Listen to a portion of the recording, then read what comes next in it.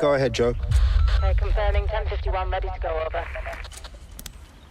Bravo Delta 50 to Bravo Delta 60, are you ready to roll up? Yeah, ready. Receive. Let's go, Joe. Let's go. Yep. Yeah. You see a swan glide gracefully across the water, but its legs are flapping like mad. And that is basically what each one of these episodes are. Yeah, let's make the call. Let's go.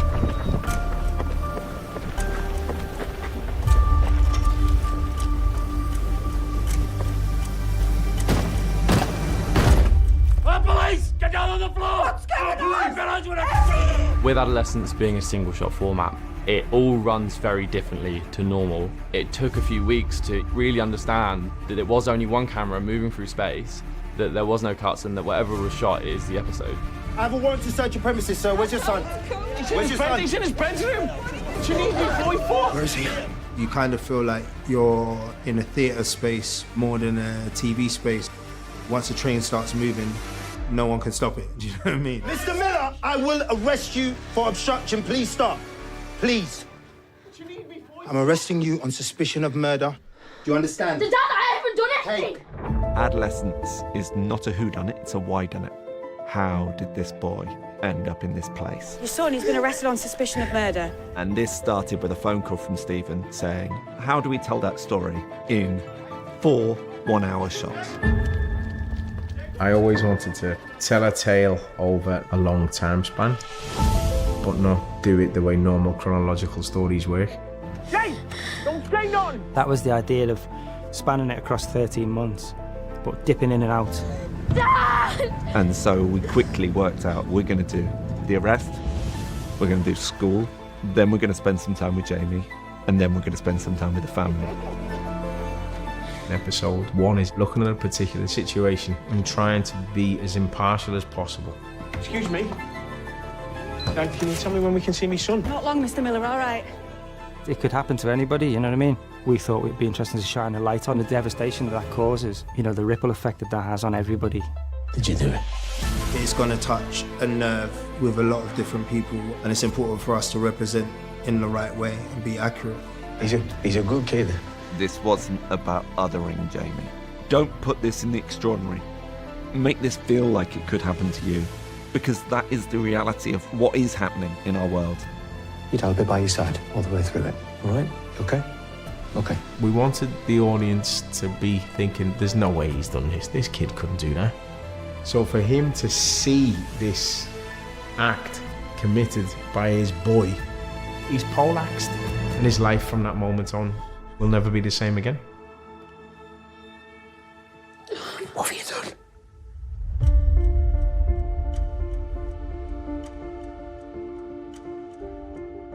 Episode 2 should be something that makes people think, sparks debate, and opens the door for other directors, writers to feel that they can show the harsher sides of reality beautifully. Oi! Ryan!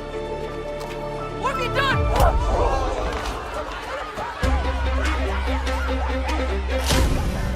This show is about windows, right? You get 4 different windows into Jamie's world.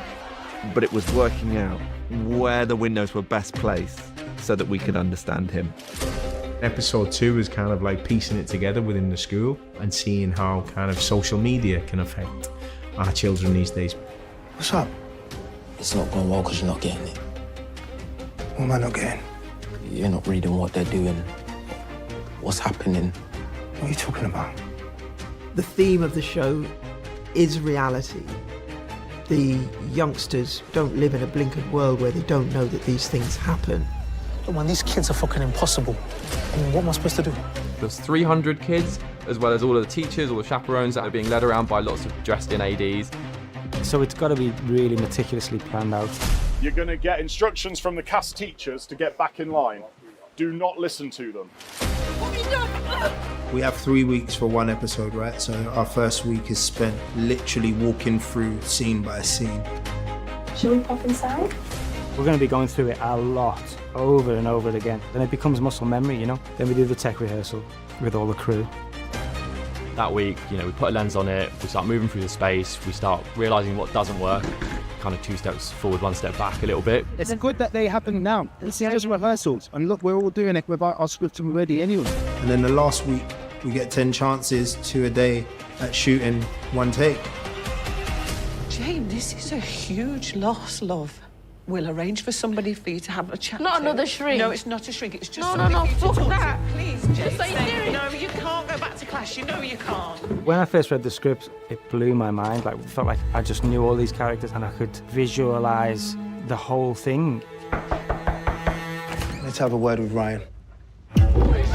The collaboration on this show, a lot of it was technical, but the surprising thing was using technical to free us. Action! I'd written in this chase sequence, and this chase sequence took Bascom and this boy beside the murder site, and then the camera was going to travel back on its own back to the school.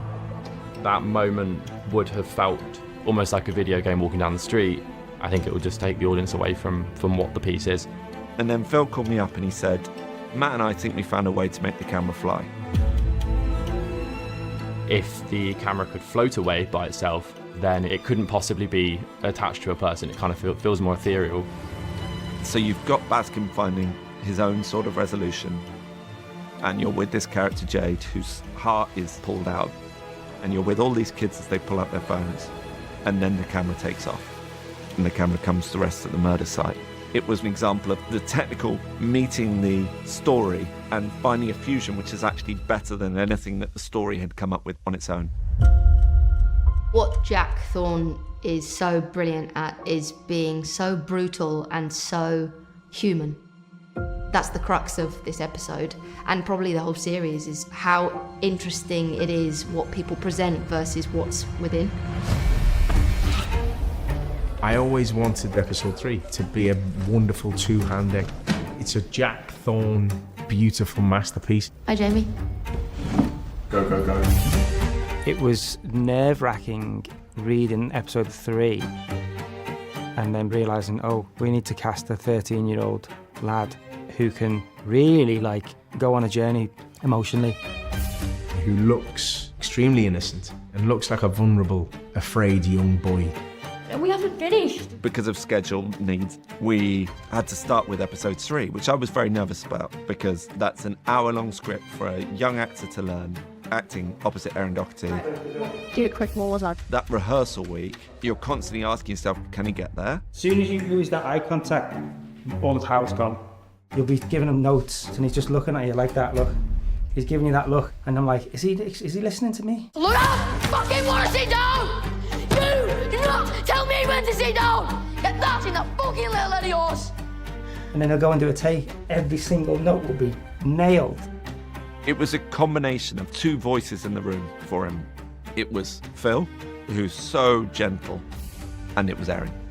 I need you to sit down. Just so well written that it kind of requires you to just be there. We're just surrendering to the script and each other. Something happened between the 2 of them, and it just took Owen into another place and took Jamie into another place. And actually, it was the best start we could have made for him. That night, I didn't touch her. I could have touched her, but I didn't. I had a knife. She was scared, but I didn't do that. I could have touched any part of her body I wanted to, I really wanted to, but I didn't. Most boys would have touched her. What's so heartbreaking for Bryony at the end, you witness her have to let go of everything she's wanted this boy to be. What did you think about me then? Okay. And all these thoughts kind of come into her mind, and it's kind of symbolised through this sandwich. The person that she was when she entered the room, who was making the offer, to then the person who won't even touch it. It's just such a great thing to play. We always see the perspective of the victim's family, which is rightly so, do you know what I mean? Of course we should. And with episode 4, I wanted to have a look at the impact it has upon the family of the boy who has committed the act. All right, nonce. Hey! Hey! Hey! All right, nonce. Did you see that to my phone? Did you? It was really important to Stephen that this wasn't a show that made easy answers. The one thing he said to me right at the beginning was, we can't blame the parents. I didn't want Jamie to come from a background where his mum was a drinker or his dad was violent and aggressive. I wanted to eliminate all of those things, to try and get the audience to ask the question, why? But also, in the same respect, think, that could be me. That could be my child. I wish he'd have picked you. You'd have done better. No. Yeah, you would. You'd have done better. Stephen's performances are real. He opens up his heart for people to see. He knows exactly what he wants. That was fantastic. I love working with him. He's just incredible. He's passionate. Stephen is an instinctive leader. He's someone that just you kind of flock to. There was a feeling of a gang on this show. Everyone was excited about what we were doing. Ready? Okay. We're gonna do a take. Let's go. Before each take, my heart is pounding and absolutely everyone feels it because everyone knows how important their job is. Action. It takes a real army of people to pull it together, you know, because there's not one person on that set who's not important. Because without every single person, it could all collapse. Watching it come to life, watching the decisions that Matt and Phil made as they were telling the story through the camera, it was really thrilling. I think if anything can force us to look at a subject that we don't want to look at, it's a one shot, because you really are forced to watch it. There's no break from it. The fact is, we are dealing with the harsh reality of what is going on, and I hope it does make people stand up and think about what they're doing or what they're not doing. Do you like me? You don't know what's going on behind closed doors with anyone, ever. No one is just evil. No one is just all bad. It's just so much more complex. It's a good mum. We're not trying to give answers. We're not trying to lay blame particularly. It's a really complicated time, but we need to be talking about these things. I'm sorry, son. I just hope it creates debate and I hope it creates conversation between parent and child.